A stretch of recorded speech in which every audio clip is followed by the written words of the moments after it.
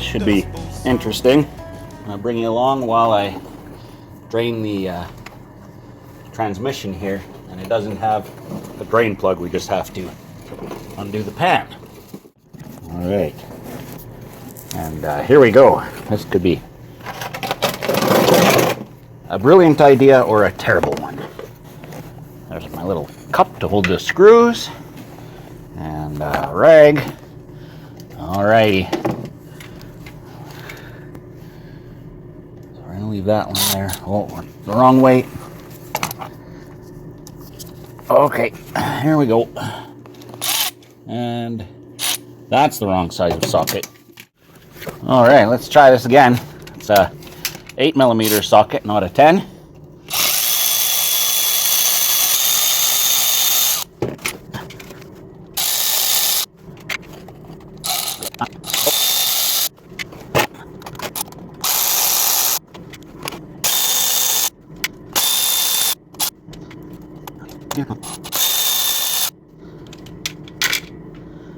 Okay, now these guys here, I'm just going to loosen off these two just a bit.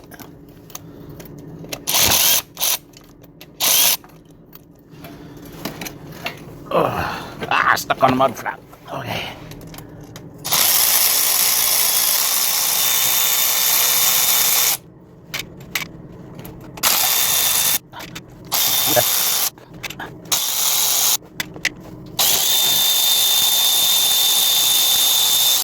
Okay, now get the pan in place here, and the hope that when we undo this bolt back here,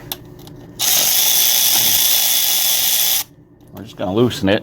Okay, I got to go get something to loosen this pan off. Alright, hopefully we don't wear too much oil. Well, I see it's starting to leak out a little, starting to drip a little.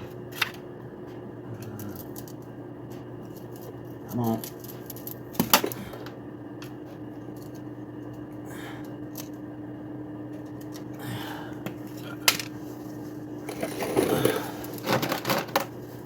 Starting to come out a bit.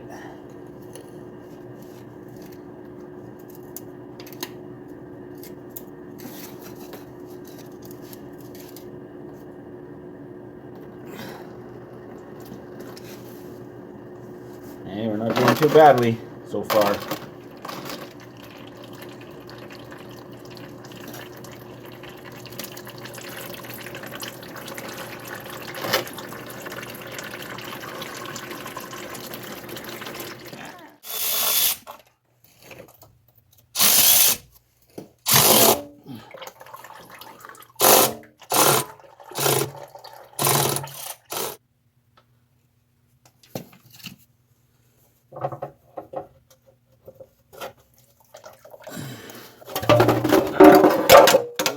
There we go. We got it. Good.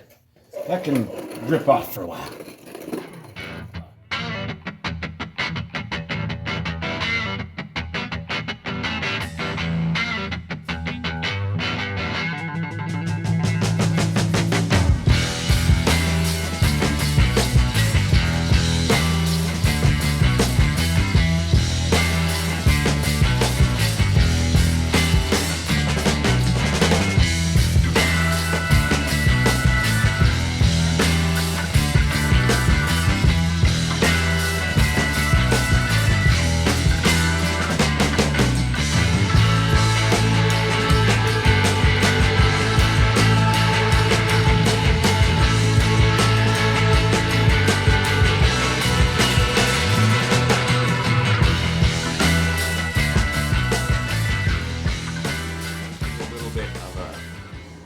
Unexpected delay.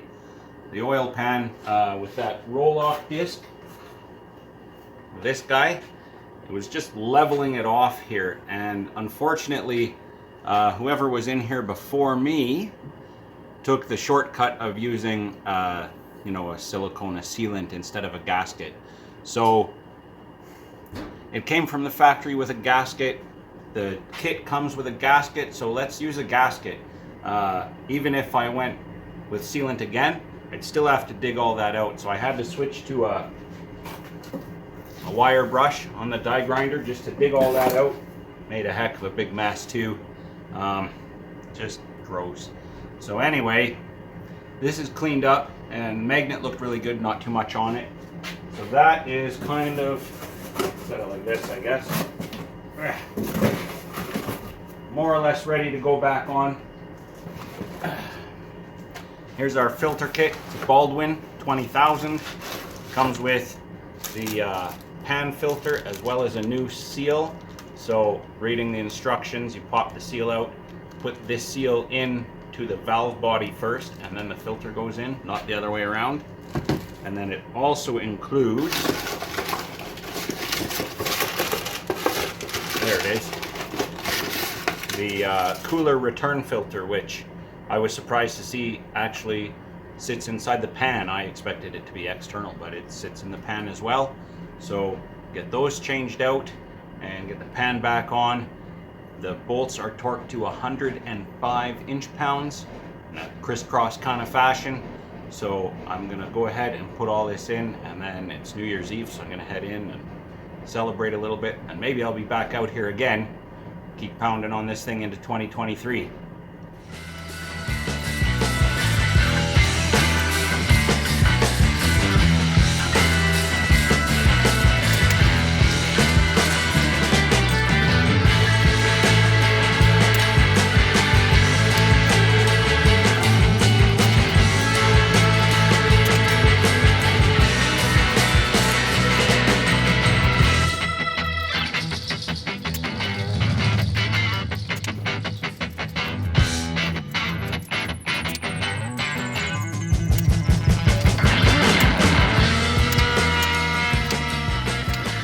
Day 272 of the RAM project. No, that's not true, but feels that way. I'm just going to top up the transmission here. I took about 6 liters of fluid out of it, so that's about what I'm going to put into it. Actually, I'm not even going to start it until I've got 5 liters in, so I'm going to put in 5 liters of this Napa brand ATF plus 4. And then I'll fire it up, and I'll have to take it for a test drive, get the transmission up to temp, and then we can finalize the level. But for now, we're going to get 5 liters of this in.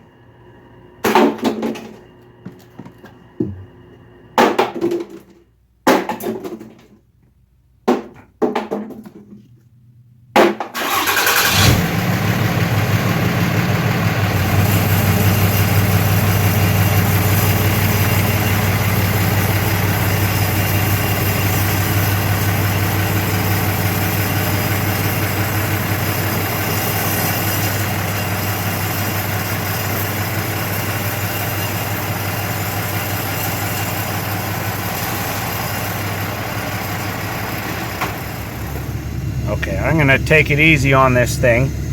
We're just on my side road here, but I have to say, for such an enormous beast, I know this thing's chipped and tuned and whatever, it's got a pretty serious turn of power. We're in two-wheel drive and it's slippery, so I'm going to go kind of easy on it here. You know, it's not mine, but here we go. All right.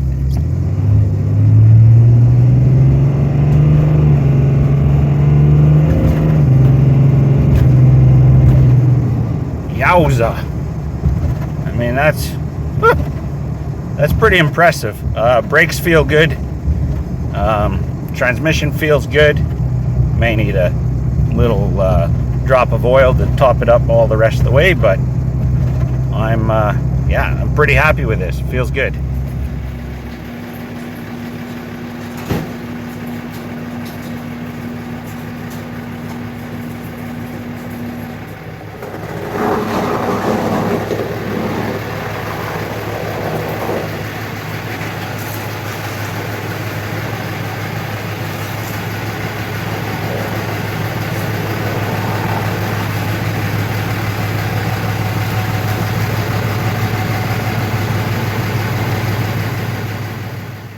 One word, big. It did take that last liter of transmission fluid, but it's running really well, drives good. No vibrations or anything out of the ordinary, no noises out of the ordinary. Lots of jam. So I'm going to kick it out, and whenever my friend can come get it, I guess he can come get it. So, whew, that was a lot of work.